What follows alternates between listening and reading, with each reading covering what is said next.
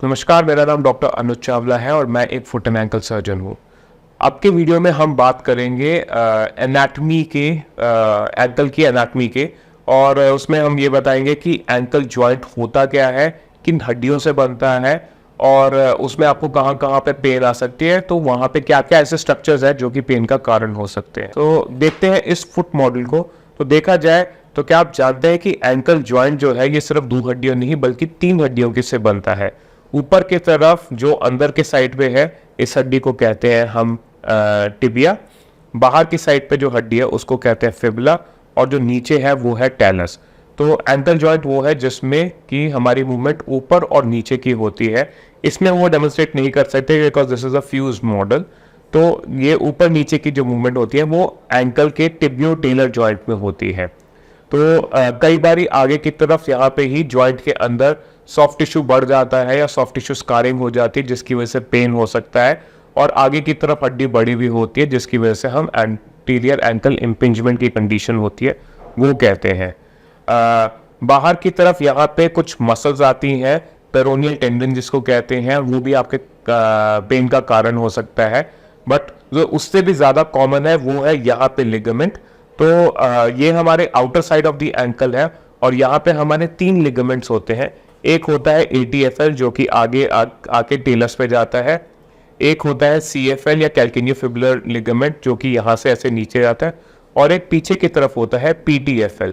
तो ये तीनों में से ATFL जो है वो सबसे कॉमनली इंजर्ड लिगामेंट है और बहुत बारी इन पेशेंट्स में जो है this is one of the most common ligament to get injured.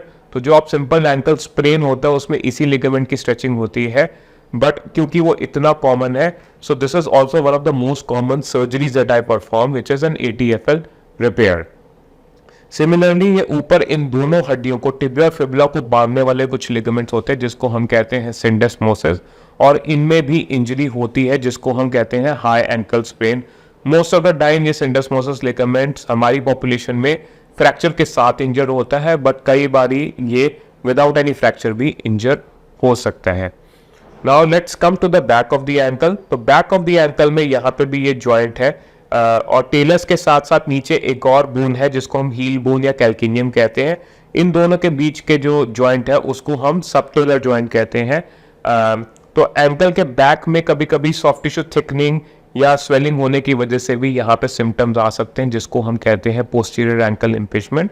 और इधर कभी कभी हड्डी के बढ़ने की वजह से जो कि बचपन से ही होती है जिसको कहते हैं हम ऑस्ट्राइगोनम, उसकी वजह से भी पीछे की तरफ दर्द हो सकता है या एंकल इम्पिंजमेंट हो सकती है। और जब हम पीछे जाते हैं एडी की तरफ तो इस एडी से निकलता है एक पीछे की तरफ एक मसल जिसको कहते हैं हम एक्किलीज टेंडन और इसकी भी इन्फ्लेमेशन काफ़ी कॉमन है जिसको हम कहते हैं एक्किलीज टेंडनाइटिस। सिमिलरली एडी में नीचे की तरफ से निकलता है एक टिश्यू कॉल्ड प्लांटर फेशिया और ये प्लांटर फेशिया भी कभी कभी इन्फ्लेमेशन होता है जो कि एडी के दर्द का कारण बनता है जिसको कहते हैं plantar fasciitis. Now let's come to the inner aspect of the ankle.